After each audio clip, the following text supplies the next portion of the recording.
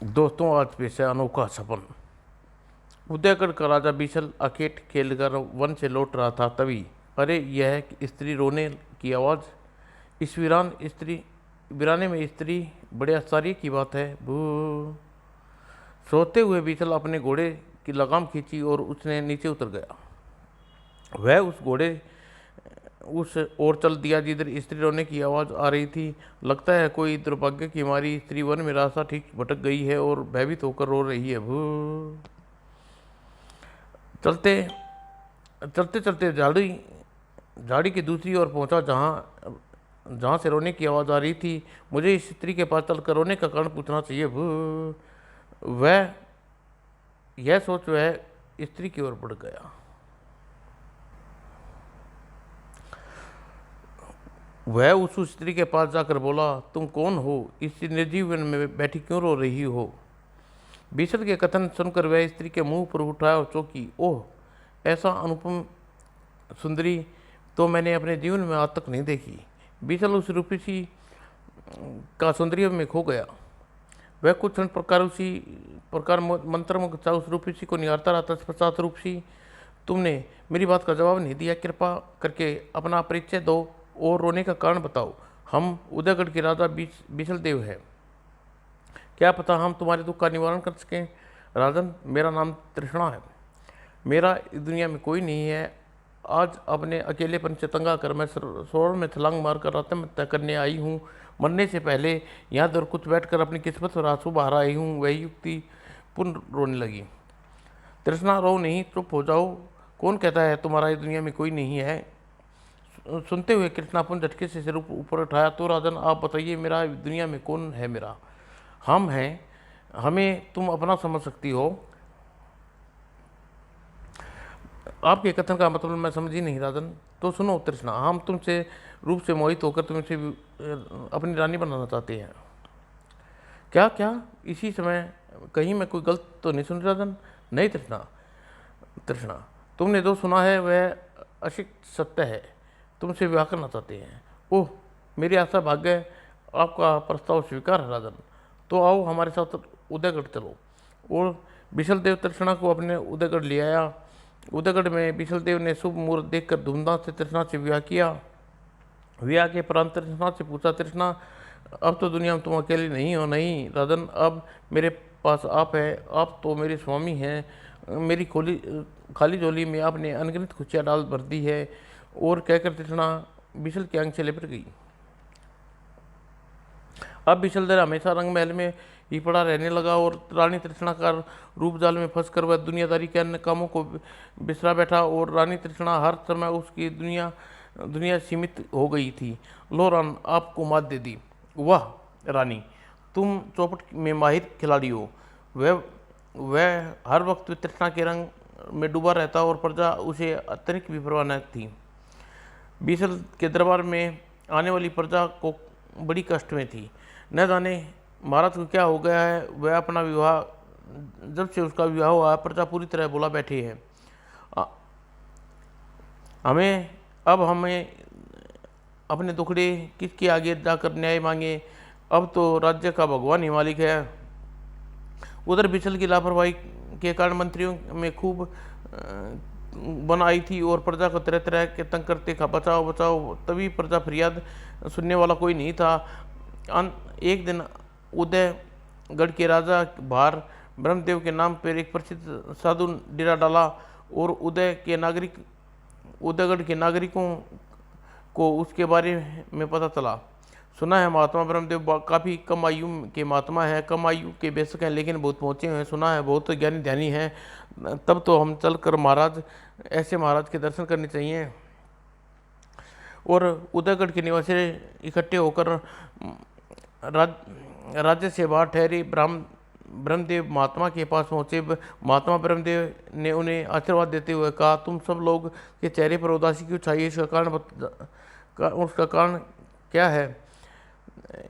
इसमें असमझ में पड़े देखकर महात्मा ब्रह्मदेव ने उनसे कहा, आप लोग हिचकिचाइए नहीं, जो भी कष्ट हो हमसे कहो, आपको कष्ट को दूर करने का भरकर प्रयास करेंगे। महाराज, जब से राजा बिशलदेव की रानी तृष्णा से विवाह हुआ है, तब से रानी के साथ रंगमहल में पड़ी है। उसका विवाह 3 माह हो चुके हैं।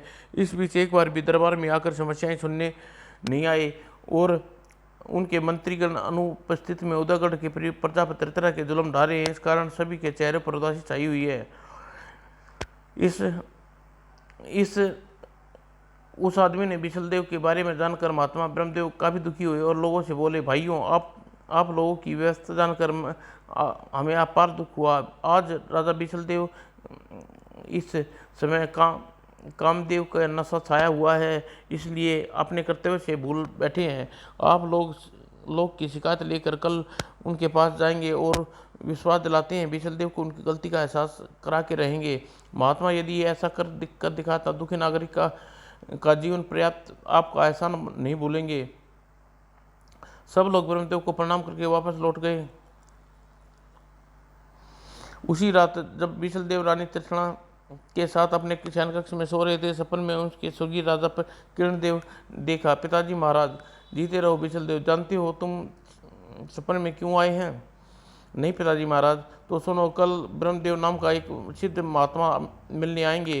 तुम्हें उनका उचित संस्कार करना है और तुम्हें जो भी आदेश दें उसी के अनुसार चलना है। यदि तुमने ऐसा नहीं करोगे तो सीधे तुम्हारा पतन हो जाएगा और तुम उदयगढ़ की प्रजा पत्थर मार मार कर तुम्हारी मौत के घाट उतार देगी। ओह, तब तो आपकी बात अवश्य मानेंगे पिताजी महाराज। हम महात्मा ब्रह्मदेव का उचित आदर करेंगे। बिशलदेव, ऐसा ही तुम्हारी भलाई है। इतना कहकर किरणदेव अदृश्य हो गई। उसकी अदृश्य होते बिशलदेव की नींद से चिल्ला उठे, हम अपना पतन नहीं होने देंगे, ऐसा नहीं होने देंगे। बिशलदेव की आवाज़ सुनकर पास में सोई रानी तृष्णा भी जाग गई और उसने बिशलदेव को झंझोड़ते हुए कहा, क्या हुआ राजन, आप चिल्ला क्यों रहे हैं? झंझोड़ते हुए आंखें खुल गई और उसके माथे से पसीना छलका। उसने पसीना पूछते हुए कहा, कैसा आदेश रानी? हमें एक सपन देखा। सपने में हमारे स्वर्गीय पिता महाराज ने हमें एक आदेश दिया है। तब बिशलदेव ने सपन के बारे में तृष्णा को बताया। बिशल की बात सुनकर तृष्णा ने उससे कहा, तो इसमें परेशान होने की क्या बात है राजन? कल महात्मा ब्रह्मदेव जब महल में आए तो आपको उचित संस्कार कीजिएगा। जैसा भी आदेश दे वैसा करना। तुम ठीक कह रही हो रानी, हम ऐसा ही करेंगे।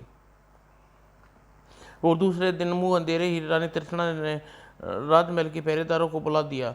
आज ब्रह्मदेव नाम का कोई महात्मा बिशलदेव से मिलने आएंगे। तुम्हें महात्मा को बिशलदेव के पास नहीं पहुंचने देना। हम इस बात का ख्याल रखेंगे महारानी जी। वह सूर्य निकलती ही महात्मा बिशलदेव उदयगढ़ की ओर चल पड़े। हम बिशलदेव के राग रंग से निकलने के सच्चे ज्ञान की राह पर दिखाने कर रहेंगे। और उदयगढ़ में पहुंचकर ब्रह्मदेव ने राजमहल पहरेदारों से कहा, हम राजा बिशलदेव से मिलना चाहते हैं। यह सुनकर पहरेदारों ने हैरानी से उसकी ओर देखा। महात्मा, राजा बिशलदेव आपका मिलना संभव है। वह कई माह से अपने रंगमहल से बाहर नहीं निकले। तब ठीक है, आप लोग कृपा करके राजा बिशलदेव को रंगमहल में पहुंचा दीजिए। एक पहरेदार ने रंगमहल के द्वार पर छोड़ाया। तब महात्मा ब्रह्मदेव रंगमहल के पहरेदारों से बोले, जाकर राजा बिशलदेव से कहो कि ब्रह्मदेव नाम का एक महात्मा उनसे मिलना चाहता है। आप ठीक है, यहीं उतरिए। हम आने की सूचना देकर आते हैं, कहकर पहरेदार महल में चला गया। कुछ देर बाद जब वापस लौटा, ब्रह्मदेव से कहा, महाराज, राजा बिशलदेव इस समय नृत्य संगीत की महफिल में व्यस्त हैं। महफिल समाप्त होती हुई आपसे मिलने आएंगे। आप यहीं रुककर उनकी प्रतीक्षा करिए। ठीक है, हम यहीं रुककर उनकी प्रतीक्षा करेंगे। अंदर रंगमहल में सचमुच से नृत्य की महफिल जमी हुई थी। राजा बिशलदेव रानी तृष्णा के साथ बैठे रंग का आनंद उठा रहे थे। दूसरी ओर पहरेदार आपस में खुसर फुसर कर रहे थे। महात्मा ब्रह्मदेव, मैंने कैसा मूर्ख बनाया है। मैंने इनकी आने की सूचना महाराज को पहुंचाई ही नहीं। बेचारे ब्रह्मदेव न जाने कब तक महाराज की प्रतीक्षा करते रहेंगे।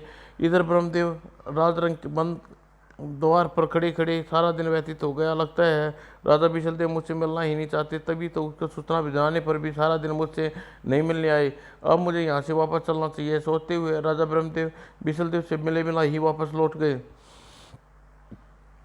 उधर जब सारा दिन बीत गया, महात्मा ब्रह्मदेव बीसलदेव से मिलने नहीं आए। लगता है कल रात हमने जो सपन देखा था वह झूठा था, तभी ब्रह्मदेव नाम का कोई महात्मा हमसे मिलने नहीं आए। जब उस रात जब बीसलदेव सोया तो सुग्रीव राजा किरणदेव ने उनसे सपन में आए, बीसलदेव तो हमने तुमने हमारी बात नहीं मानी, ब्रह्मदेव से मिले क्यों नहीं? पिताजी महाराज, मैं तो सारा दिन ही महात्मा ब्रह्मदेव का इंतजार प्रतीक्षा कर रहा था, लेकिन मुझसे मिलने नहीं आए। यह तुम्हारा भ्रम है विशलदेव। महात्मा ब्रह्मदेव स्वयं तुमसे मिलने आए थे, लेकिन तुम रंग रंग में इतने लीन थे कि चुपचाप लौट गए, और तुम्हारे पहरेदारों ने उनके आने की सूचना तक तुम तक जानबूझकर नहीं पहुंचाई। ओह विशलदेव, मैं तुम्हें चेतावनी दे रहा हूँ, कल तुमने महात्मा से मिलने के चक्कर में उसके पास जाना होगा। याद रखो, ऐसा नहीं कर तो जीवन भर पछताओगे। क्षमा करें पिताजी महाराज, ब्राह्मण देव के महल में आए मैं उनसे मिल न सका।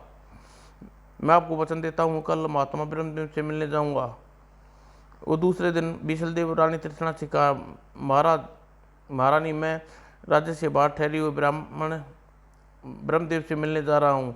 ये क्या महाराजा, तो आज अपने विशेष तौर पर आपने हाथों में मेहंदी लगवा रही हूँ, आज मुझे छोड़कर महाराज के पास जा रही है। तृष्णा रूठ कर बैठ गई, जबकि बीसलदेव काफ़ी अनुनय किया था।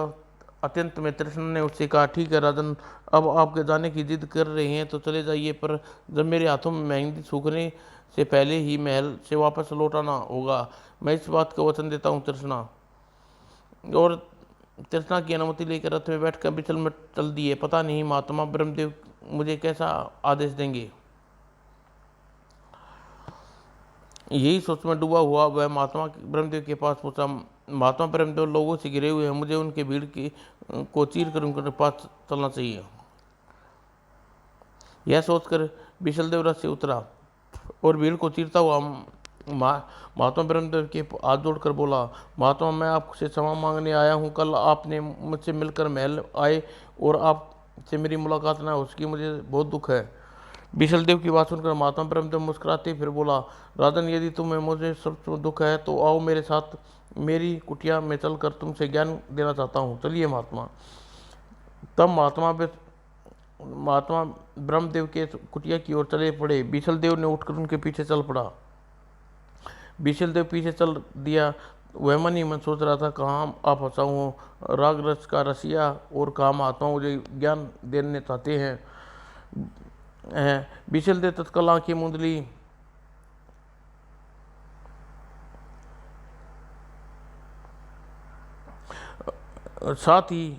साथ उसे तृष्णा का कथन भी याद आया था।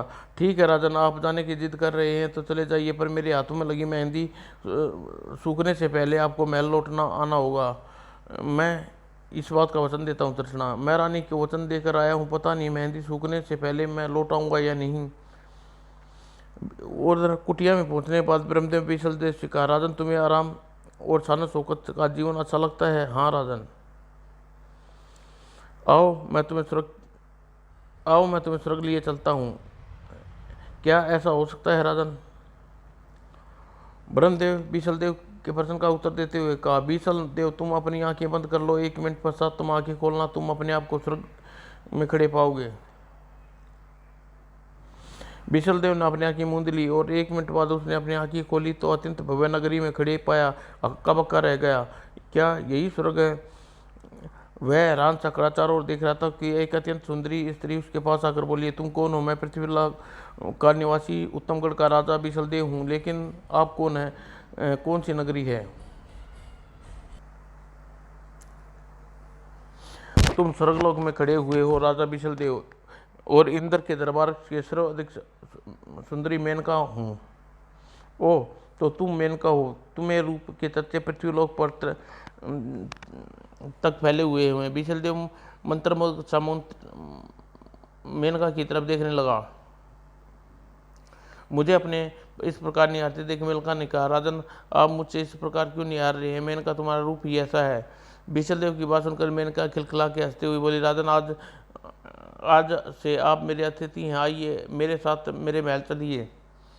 राजा इतना कहने पर मेनका ने समय उसका हाथ पकड़ लिया और अपने साथ लेकर चलती उसके पीछे पीछे चलता हुआ बीसल का चेहरा सोच में पड़ गया। कितना भव्य, कि मैं कितना भाग्यवान हूँ। स्वर्ग लोक में आती ही स्वर्ग लोक की सर्व सुंदरी अप्सरा मेनका मुझ पर मेहरबान हो गई, मुझे अपना अतिथि बनाकर महल ले आ रही है। वह अपने महल में पहुंचकर मेनका ने उसे एक कक्ष में ले गई। राजन, आपको यह आपके ठहर रहने का कक्ष है। ओ, इतना सुंदर कक्ष हमारे महल में नहीं है। बीसल देव सुंदरता में खो गया। तब मेनका उससे बोली, राजन, अब आपकी जो भी इच्छा हो मुझसे कहिए, तत्काल ही पूरी करूंगी। मेनका, हमने सुना है इंद्र की सभा में तुम बहुत उत्तम नृत्य करती हो। उसी नृत्य को अपनी आंखों से देखना चाहते हैं। बीसल का आग्रह पर मेनका बड़े मोहनी नृत्य सामने पेश किया। बीसल मेनका का नृत्य देखकर दंग रह गया। तब बीसल मेनका के महल में रहने लगा और मेनका हर समय उसकी सेवा में लगी रहती। एक दिन जब मेनका उसके पांव दबा रही थी तो बीसल ने सोचा, इतना इसकी सेवा तो रानी तृष्णा भी नहीं करती। न ही रानी तृष्णा मेनका के समान रूपवती है, क्यों ना मेनका से विवाह कर लूं। बीसल के विचारों में देखकर मेनका ने पूछा, राजन, क्या सोच रहे हो? क्या पृथ्वी की याद आ रही है? नहीं मेनका, ऐसी कोई बात नहीं है। फिर पृथ्वी लोक पर याद रखने लायक है भी क्या? राजन की बातों में मैं मटा लिया आपकी सौगंध, मुझे सच सच बताइए, मैं आपको क्या सोच रहे थे? तो सुनो, मैं इनका सोच रहा था तुम्हारा और हमारा विवाह हो जाए, हमारा जीवन सफल हो जाए। बीसल देव की बात सुनकर मैं ना सोच में पड़ गई। फिर कुछ सोचकर, राजन, शायद आप भूल गए हो कि स्वर्गलोक के नियम के अनुसार ही कोई अप्सरा किसी पुरुष से विवाह कर सकती है। ओह! बीसल के मुख से निराशा छा गई। निराशा देखकर मेनका ने कहा, राजन, निराश न होइए। देवराज इंद्र मुझे किसी पर विशेष कृपा है। मैं आपसे विवाह करने के बारे में देवराज इंद्र से बात करूंगी। मुझे विश्वास है इंद्र मेरी बात नहीं टालेंगे और स्वर्गलोक के नियम में ढील देकर मुझे अपना विवाह होने देंगे। तब तो मेनका आज से देवराज इंद्र के पास जाकर अपने इस विषय में बात करो। तभी अभी कुछ देर बाद इस प्रकार वार्तालाप कर रहे थे कि देवराज इंद्र के दूत ने वहां प्रवेश किया। मेनका, तुम बहुत दिनों से देवराज इंद्र के दरबार में उपस्थित नहीं हो पाई। देवराज इंद्र बात से बहुत नाराज है, उन्हें इसी समय बुलाया है। ठीक है, तुम चलो, मैं अभी कुछ देर में पहुंचती हूँ। मेनका का कथन सुनकर दूत चला गया।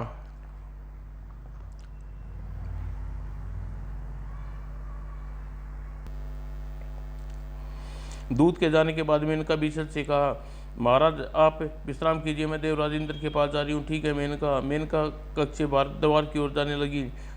तभी जैसे द्वार के समीप पहुंची, बीसल ने आवाज देते हुए उससे कहा, ठहरो मेनका, जाते हुए मेरी बात सुनती जाओ। सुनकर मेनका ठिनक कर रुक गई और तब बीसल ने उससे कहा, मेनका, तुम देवराज इंद्र के पास जा रही हो। आज तुम्हें देवराज इंद्र से हमारे विवाह के बारे में वार्तालाप कर लेना। यह आपने अच्छा याद दिलाया राजन। आइए, आप भी मेरे साथ देवराज इंद्र के पास चलिए। मैं आपकी उपस्थिति में उनसे अब विवाह के बारे में बात कर लूँगी। तब बीसल उठकर उनके साथ चल दिए। दोनों देव इंद्र महल के बाहर पहुँचे। ओह, यह तो इंद्र का महल, इतनी कीर्ति पृथ्वी पर फैली हुई है। तभी महल में अप्सरा रंभा बाहर निकली और मेनका की दृष्टि पड़ती ही, मेनका, इंद्र इस समय बहुत क्रोध में है, जरा संभल कर उनके पास जाना। रंभा, क्या बात है? पता नहीं इंद्र किस बात से क्रोध में है। मेनका, देवराज तुम्हारे ऊपर ही क्रोधित है। तुम कई दिनों से उनकी सेवा में उपस्थित जो नहीं हो सकी, वह तुमसे बहुत क्रोध है। अब क्या होगा?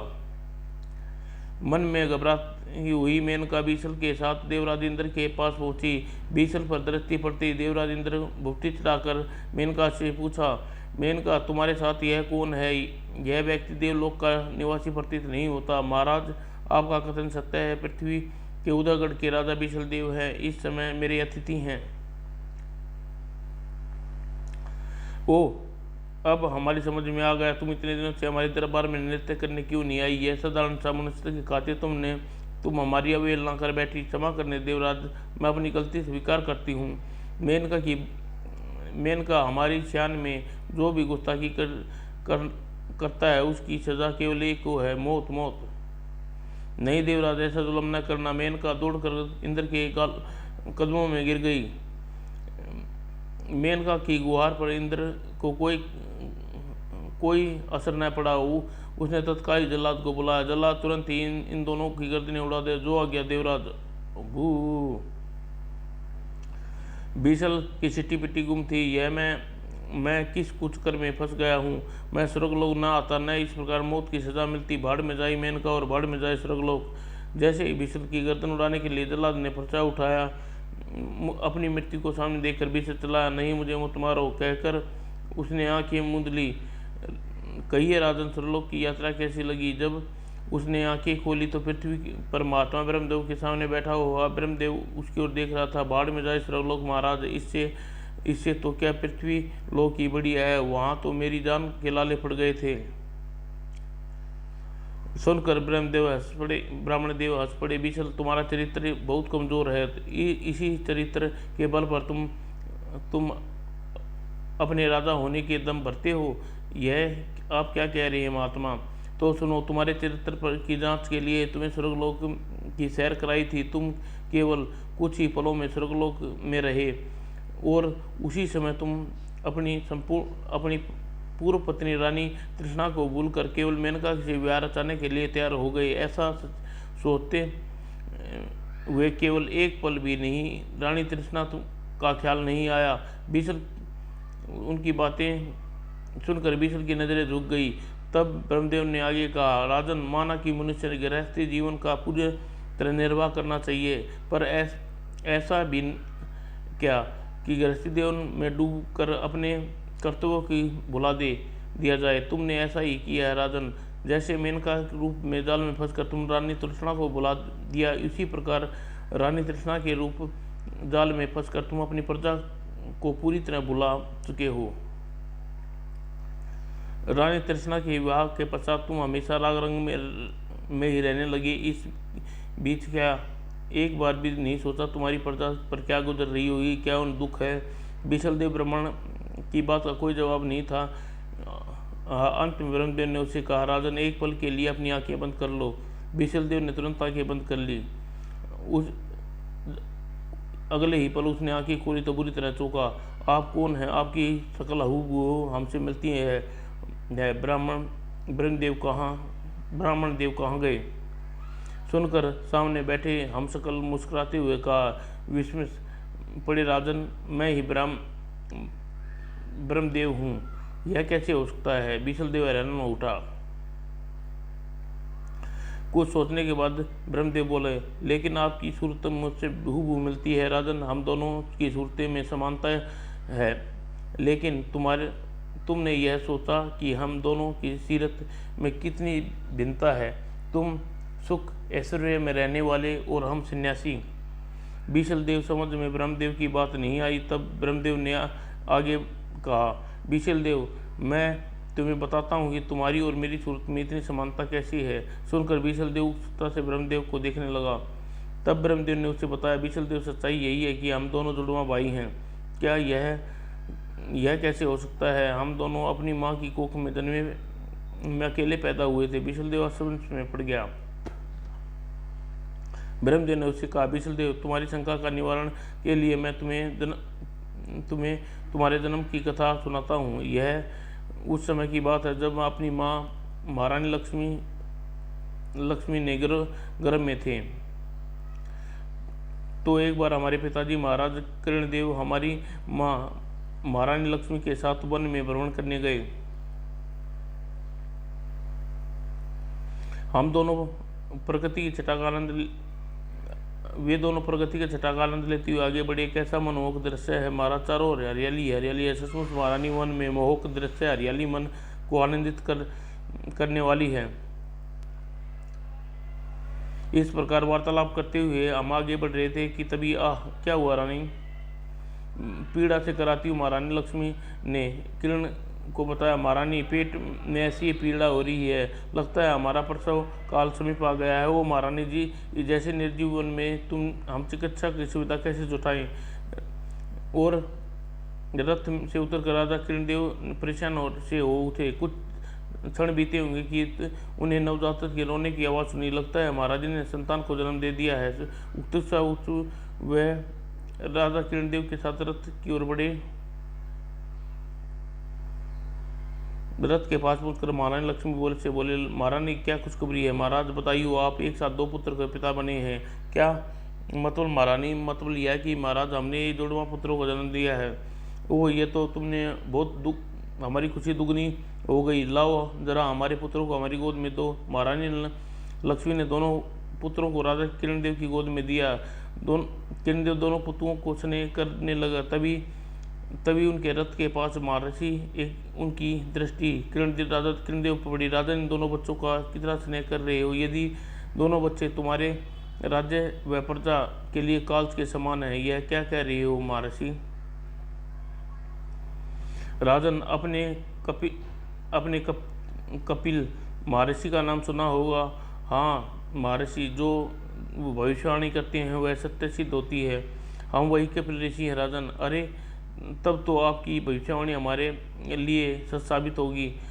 किरणदेव दोनों बच्चों की ओर देखकर दुखी हो उठे। तब महारानी लक्ष्मी ने महर्षि कपिल से कहा, महर्षि विस्तार से बताइए, ये दोनों बच्चे हमारे राज्य में प्रजा के लिए किस प्रकार अशुभ है। महारानी, जैसे ही दोनों को लेकर आप उदय प्रदेश में प्रवेश करेंगे, उसी समय सारे राज्य की महामारी फैल जाएगी। सारे महामारी प्रकोप में मौत की गोद में चली जाएगी। और न प्रजा किरणदेव न राजा किरणदेव का राजवंश रहेगा, न ही उनका राज्य है। वो तब तो सचमुच ये दोनों बच्चे उदयगढ़ के लिए अमंगलकारी हैं। महारानी लक्ष्मी दुखी हो उठी। तब किरणदेव ने महर्षि कपिल से कहा, महर्षि क्या इस आपदा को बचने का कोई उपाय है राजन? यदि एक शिशु को तुम हमें सौंप दो, तुम्हारे राज्य में आने वाली महामारी विपदा टल सकती है। महर्षि, यह आप क्या एक शिशु का क्या करेंगे? महारानी, मैं इस शिशु को धर्म और ज्ञान की शिक्षा दूंगा। यह सत्कर्मों के फलस्वरूप उदयगढ़ में हमेशा उन्नति के पथ पर बढ़ता रहेगा। ठीक है महर्षि। तब इन शिशुओं में से एक शिशु हम आपको दिया। और विशलदेव की इतनी कथा सुनने के पश्चात ब्रह्मदेव चुप हो गए। तब विशलदेव ने उससे कहा, आगे क्या हुआ? तुम चुप क्यों हो गए? आगे यह हुआ कि विशलदेव अपने एक शिशु को साथ लेकर राजा किरणदेव और महारानी उदय वापस चले आए। किसी के कान खबर नहीं हुई कि महारानी को ने जुड़वा बच्चे को जन्म दिया था। जब शिशु को राजा किरणदेव अपने साथ उदयगढ़ ले आए, तो तब विशलदेव और उसे जिस शिशु को महर्षि कपिलदेव को सौंप गए थे वो मैं हूँ। ओ, तो क्या सचमुच तुम मेरे जुड़वा भाई हो? हाँ विशलदेव, मैं महर्षि कपिल की छत्र छाया में पला बड़ा हूँ, और जब भी उसके आश्रम में रहकर ज्ञान हासिल करता रहा। और महर्षि कपिल मेरे और तुम्हारे जन्म के बारे में मुझे बताया। ब्रह्मदेव, मुझे यह जानकर खुशी हुई कि तुम मेरे भाई हो। आओ मेरी छाती से लग जाओ। ब्रह्मदेव ने आगे बढ़कर और उसकी छाती से लग गया। तब ब्रह्मदेव ने विशलदेव से कहा, मेरे भाई, मेरी बातों को तुम पर बहुत प्रभाव हुआ है या नहीं? ब्रह्मदेव, तुम्हारी बातों ने मेरी आंखें खोल दी। तुमने मेरा सोया हुआ करते हुए बहुत मुझे जगा दिया।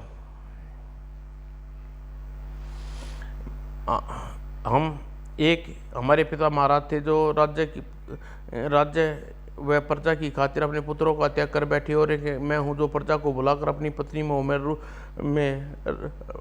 रंग महल में पड़ा रहा हूँ। धिक्कार है मुझ पर। विशलदेव के चेहरे पर पश्चाताप की रेखाएं उभर आई। यह देखकर ब्रह्मदेव ने कहा, विशलदेव, मुझे खुशी है, समय रहते तुमने मेरे अपने कर्तव्य का भान हो गया। जाओ उदयगढ़ में जाकर अपनी प्रजा के दुख दर्दों को दूर करो। ब्रह्मदेव की बात सुनकर बीसलदेव ने उससे कहा, भाई बीसलदेव, तुम्हें भी मेरे साथ उदय करना चाहिए। आज के बाद तुम हमारे ही महल रहोगे, यह नहीं हो सकेगा बीसलदेव। राज्य के हित के लिए मैं संन्यास का वर्ण कर चुका हूँ, इसलिए संन्यास आश्रम ही अब मेरा धर्म है, वह कर्तव्य है। मुझे इस बात की हमेशा खुशी रहेगी कि मेरे सत्कर्मों का फल उदयगढ़ को मिलता रहेगा। जाओ, अब जिद न करो और उदयगढ़ लौट जाओ। और भारी मन से ब्रह्मदेव विदा लेकर बीसल उदम उदयगढ़ की ओर चल दिया। किस्मत ने भाई को हमसे मिला भी दिया तो ऐसे मोड़ पर जहाँ हमारा और हमारे भाई का रास्ता जुदा होता है था। जैसे ही वह महल में रानी तृष्णा गुस्से में भरकर उससे बोली, महाराज, आपने अपने वचन का पालन नहीं किया। मेरे हाथों में मेहंदी कब की सूख गई है, आप वापस नहीं लौटे। रानी तृष्णा, माना कि हमारी प्रिय पत्नी हो, लेकिन हमारे लिए जितनी महत्ता तुम्हारी है उतनी प्रजा की भी है। आज से के बाद हमारे जीवन में तुम्हारा ही नहीं, प्रजा का भी समान अधिकार है। बीसलदेव उस दिन सचमुच ही बदल गया। वह पुनः राज्य के कार्यों में रुचि लेने लगा, प्रजा दुखों को दूर करने में जी जान से जुट गया। समाप्त दोस्तों।